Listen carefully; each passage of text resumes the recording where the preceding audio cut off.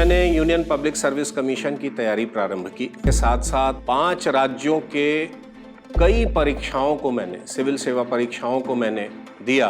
किसी परीक्षा में 2 नंबर से, किसी में 5 नंबर से, इस तरीके से मेरा एग्जामिनेशन छूट रहा था। ये ओवर कॉन्फिडेंस था मेरा, और मैंने बहुत ज़्यादा किसी से मदद और सलाह लेने की ज़रूरत नहीं समझी। लेकिन आज मुझे ऐसा लगता है कि शायद किसी भी मेंटोर्स या किसी गाइड की शरण में जाता तो संभवतः। नमस्कार, मैं doctor Krishna Singh, regional head Chanakya IAS academy, जो स्टॉक बिहार में आज अपनी कहानी सुनाने आया हूँ। मेरी कहानी की शुरुआत होती है औरंगाबाद जिले के गोह थाना अंतर्गत बंदिया गांव से, जहां मेरा जन्म हुआ। आज ये गांव थाना के रूप में बदल चुका है। प्रारंभिक तौर पर कुछ वर्षों तक मैं गांव में रहा। इसके बाद मेरी प्रारंभिक शिक्षा दीक्षा अपने नाना जी के साथ गया शहर में प्रारंभ हुई। गया शहर में मैंने जिला स्कूल गया से अपना 10th पास किया, गया कॉलेज गया से +2 किया, और इसके बाद मैं दिल्ली यूनिवर्सिटी ग्रेजुएशन करने और यूनियन पब्लिक सर्विस कमीशन की तैयारी करने के लिए चला गया। इस बीच में जब मेरी प्रारंभिक शिक्षा दीक्षा हो रही थी, ये 90 का दशक था। जिस जगह का मैं रहने वाला था वो जगह बड़े व्यापक पैमाने पर नक्सल आंदोलन से ग्रसित हो चुका था, और गाहे बगाहे मेरे पिताजी, जो आज गया कॉलेज गया में प्रोफेसर हैं, वो उस नक्सल आंदोलन के विरोध में खड़े हो गए थे। और शुरुआती जीवन मेरा बड़ा ही भय, एक तरीके से कहें कि अजीबोगरीब माहौल था। प्रत्येक दिन मैं पूरे दिन ऐसा लगता था पता नहीं आज क्या होगा, कल क्या होगा, परसों क्या होगा। इसी बीच में पिताजी और नाना जी ने डिसाइड किया कि आगे पढ़ाई के लिए इसे कहीं बिहार से बाहर भेजते हैं। चूंकि शुरुआत से ही मेरी इच्छा थी और मेरे परिवार की भी इच्छा थी कि मैं यूनियन पब्लिक सर्विस कमीशन की तैयारी करूं, तो मुझे दिल्ली भेज दिया गया। दिल्ली से मैंने ग्रेजुएशन किया, PG की, बाद में फिर PhD भी किया, और इस बीच में मैंने यूनियन पब्लिक सर्विस कमीशन की तैयारी प्रारंभ की।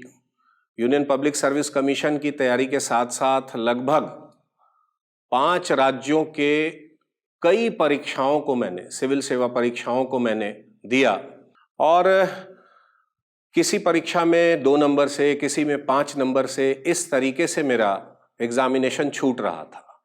मैं कई बार मुझे ऐसा लगने लगा था कि शायद नियति नहीं चाहती कि मैं इस परीक्षा में सेलेक्ट हो और मुझे कुछ और करना होगा। लेकिन मुझे कुछ समझ में नहीं आ रहा था कि आफ्टर ऑल अब मैं क्या करूं। इतनी तैयारी मैंने की है, इतनी पढ़ाई मैंने की है, इतना समय इस पे दिया है, तो अब क्या कर सकता हूं। कुछ इस तरीके की बातें निकल कर नहीं आ रही थी जो कॉन्क्रीट रास्ता दिखा सके। कुछ लोगों ने कहा कि पत्रकारिता कर लो, और मैंने पत्रकारिता में एडमिशन भी ले लिया, PG डिप्लोमा भी ले लिया, और उसके संदर्भ में नौकरी की तलाश करने की कोशिश ही कर रहा था कि इसी बीच मेरे एक सीनियर मुझे मिले, और उन्होंने कहा कि जब इतने दिनों तक तुमने तैयारी किया है तो कुछ उसी से रिलेटेड काम क्यों नहीं करते हो। मैंने कहा इससे रिलेटेड और क्या काम हो सकता है। उन्होंने कहा पढ़ाने का काम करो, यूनियन पब्लिक सर्विस कमीशन के स्टूडेंट्स को पढ़ाने का काम करो। मैंने कहा मैं कहाँ जाऊँ, मुझे तो समझ में नहीं आ रहा है। उन्होंने कहा चाणक्य IAS एकेडमी में मैं तुम्हें ले चलता हूँ, और वहीं ये काम शुरू करना चाहिए तुम्हें, क्योंकि तुमने बहुत ही अच्छे से तैयारी की है, और जब इतने समय दिए हैं तुमने, तो शायद उसमें तुम्हें काम करना ज़्यादा श्रेयस्कर होगा। सक्सेस गुरु AK Mishra sir, Chanakya IAS academy के चेयरमैन, मैनेजिंग डायरेक्टर हैं।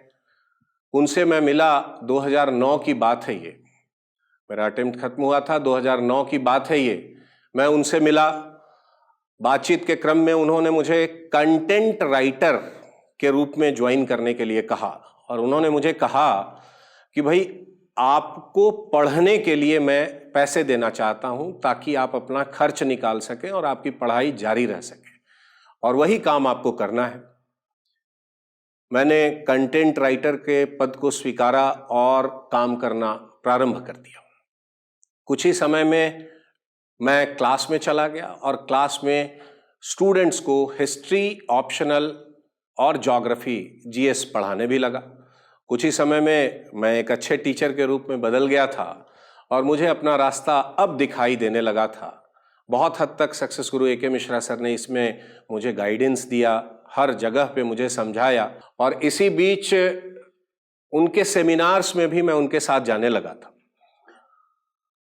रांची सेमिनार होना था, 2012 की बात है ये। मैं और वो दोनों फ्लाइट में जा रहे थे और मेरे मन में एक जिज्ञासा उत्पन्न होनी शुरू हो गई थी कि चाणक्य आईएएस एकेडमी के देश में इतने सारे ब्रांचेज हैं, आखिर बिहार में क्यों नहीं है, पटना में क्यों नहीं। मैं अक्सर उनसे सवाल पूछता था और वो मेरे सवाल को टाल जाया करते।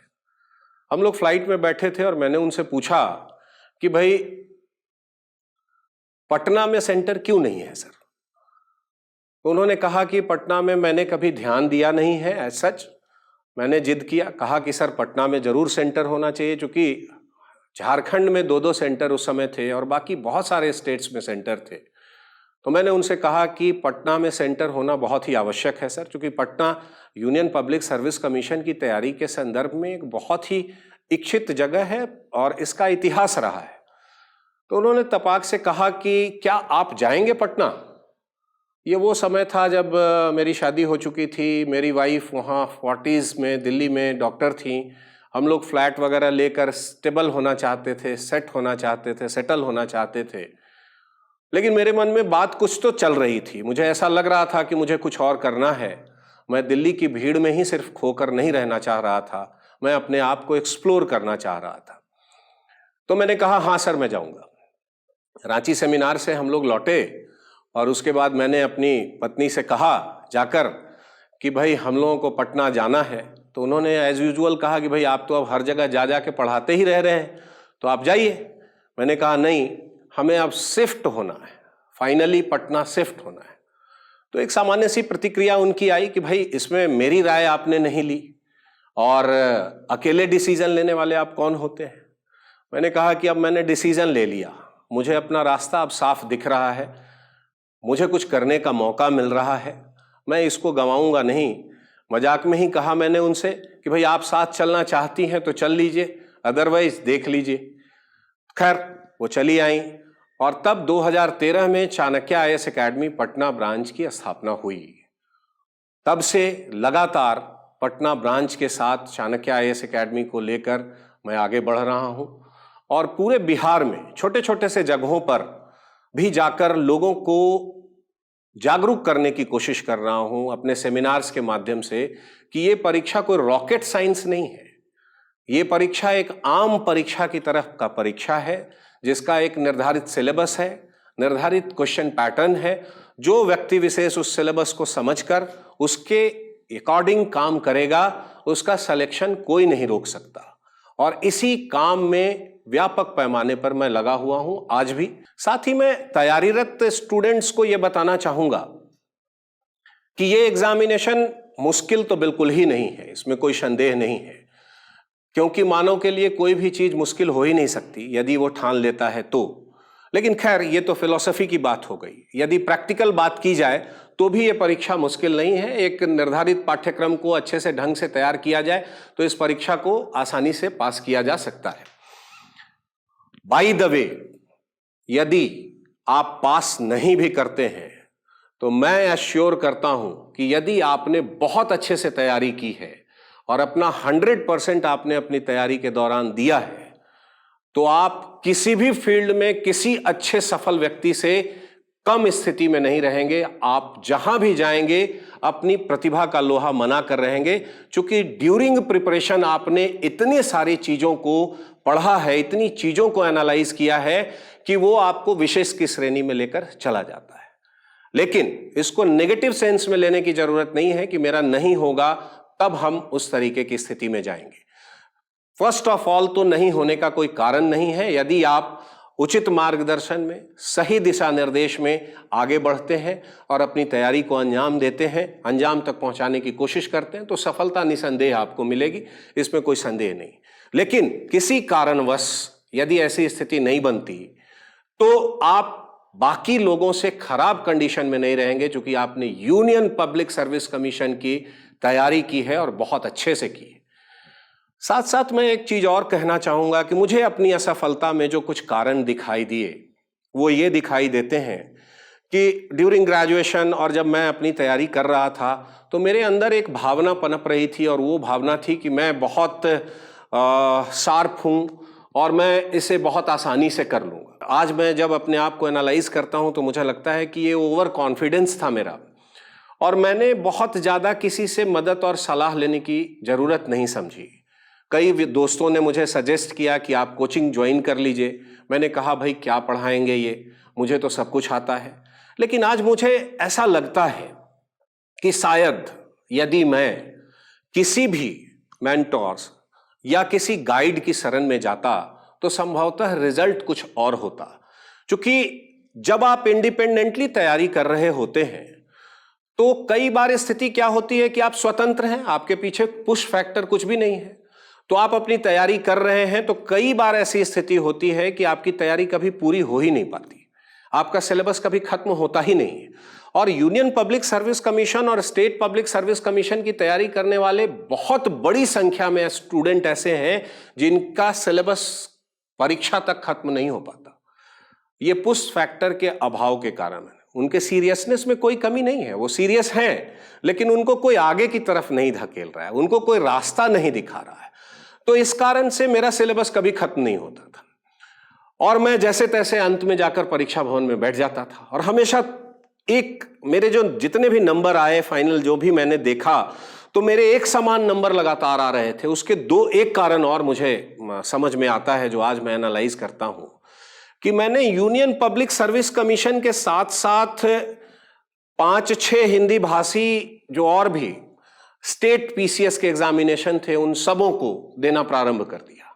अब स्थिति क्या थी, सबका पीटी हर 1.5-2 महीने में, सबका मेंस हर 1.5-2 महीने में। तो मुझे कुछ नया करने की स्थिति नहीं बन पा रही थी, मैं कुछ नया नहीं कर पा रहा था। मेरे पास जो मटेरियल था उसी को ब्रशअप करके मैं पहुंच जाता था और अपने परीक्षा भवन में जाकर लिखाता था, और परिणाम यह होता था कि मैं आज जब उस चीजों को एनालाइज करता हूं तो मुझे ऐसा लगता है कि वो परसेंटेज जो नंबर मुझे दिखाई दे रहा है वो बिल्कुल उतना ही है। और यदि मैं रुक कर तैयारी करता तो शायद इस लेवल को क्रॉस कर जाता, बहुत आसानी से क्रॉस कर जाता। इसलिए मैं हमेशा अपने स्टूडेंट्स को जिनको मैं पढ़ाता भी हूं उनको भी ये सजेस्ट करता हूं कि जब आप यूनियन पब्लिक सर्विस कमीशन की तैयारी कर रहे हो उस समय आप ज्यादा से ज्यादा अपना स्टेट पीसीएस दीजिए, इससे ज्यादा कुछ दूसरे देने की जरूरत नहीं है। अदरवाइज आप उस पीटी मेंस के भंवर में फंसे रह जाएंगे और आपको इंप्रूव करने का मौका नहीं मिलेगा। और मैं हमेशा यूनियन पब्लिक सर्विस कमीशन और बीपीएससी की तैयारी कर रहे स्टूडेंट्स को यह कहता हूं कि बाधाएं तो जीवन में आती ही रहती है, वो जीवन का एक अभिन्न अंग है। किसी को बड़ी बाधा मिलती है, किसी को छोटी मिलती है, लेकिन जरूरत है उन बाधाओं के साथ डट कर मुकाबला करने का और आगे बढ़ते जाने का। साथ साथ आपको यह ध्यान रखने की आवश्यकता है कि आप अपने जीवन में जो भी आप कर रहे हैं उसको करेक्ट करते चलिए। जो गलतियां आप कर रहे हैं, यदि आपको लगता है कि मेरे से ये गलती हुई है तो आगे उसको करेक्ट करने की कोशिश कीजिए। यदि ये प्रोसेस फॉलो करेंगे तो निसंदेह सफलता आपको मिलेगी, इसमें कोई संदेह नहीं है। धन्यवाद। तोरा सबके अगर ऐसा लग रहा हो कि जो स्टॉक्स बिहार जमीनी स्तर के कहानी, किस्सा और लोग सबके जीवन यात्रा अगर दिखा रहा है तो एक सब्सक्राइब करूँ, लाइक करूँ और वीडियो शेयर करते रहूँ।